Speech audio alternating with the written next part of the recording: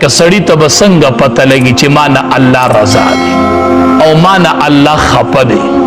چې کله بنده نه الله خفه شي، کور تی نه علي نه، گاڑی تی نه علي نه، جیداد نه اخلاص کی نه، بیماری پیراولی نه، د الله د ناراستیا دلیل دی چې کله بنده نه الله خفه شي نو الله تی نه د سجدي توفیق والی. بیا سجده التنده الله ته نه لګي، دا د الله د ناراستیا دلیل چې پنځه ټیمه د الله ته تندې لګي، شکر وباسه الله ته خوښي. او په دې پنځو ټیمو کې کله لګي او کله نه لګي، پته لګي چې الله ته ناخوښه یو ټیم د تندې الله ځان ته نه پرېږدي. الله درنه د سحر د مانځه د سجدې توفیق اغوستی، سحر د الله تندې ځان ته نه پرېږدي، معلومیږي دا الله درنه خفه شوی دی چې ستا تندې الله ته نه لګي. څلورو منځونو کې لګي او د سحر په مانځه کې نه لګي. په اعمالو دې لږ سوچ وکړه، لږ فکر وکړه الله درنه خفه دی چې په څه وجه خفه دی چې تندې دې الله ځان ته نه پرېږدي. دا تندې الله بیا ځان ته نه پرېږدي. تا ته به څنګه پته لګي چې زما منځ قبول شو او که قبول نشو؟ علما وایي د یو مون نه پس د بل منځ توفیق درته میلاو شو نو دا د مخکني منځ د قبلېدو دلیل. سحر مون دې وکړه، هغې پسې د ماسپښین مانځه لرالې پته لګي د سار مون دې الله ته قبول شوی و نو هغې قبولیت د ماسپښین مانځه ته راوسته.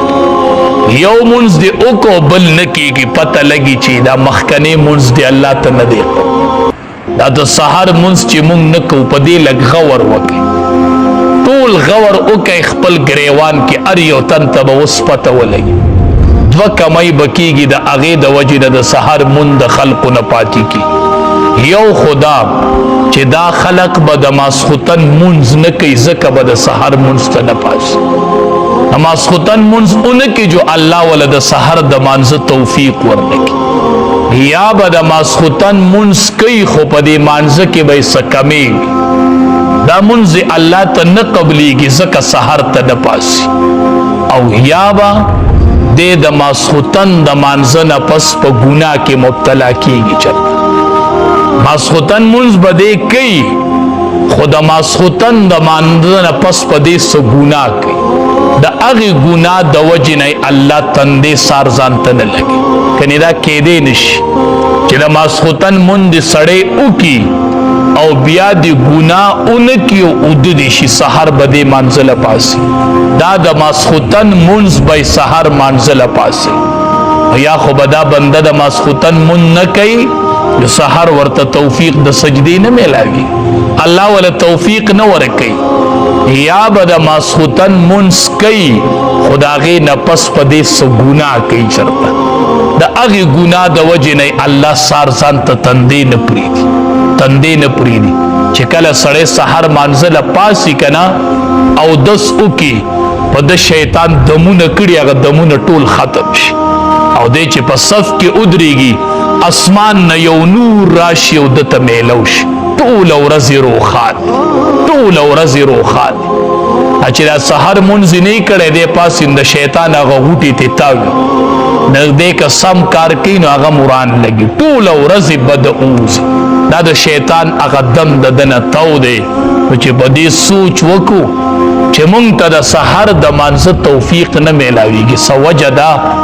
ماسخوتن مونځ کې کمی دی یا د ماسخوتن د مانځه نه پس په ګناه کې مبتلا کېږو. دا به وي خامخا به دا وجهی سړی دی د ماسخوتن مونځ ښه ښکلی وکړي او ګناه دې نه کوي اوده دې شي چې سحر دې مانځه له الله پاسي که نه پاسي، ده ته توفیق میلاویږي که نه.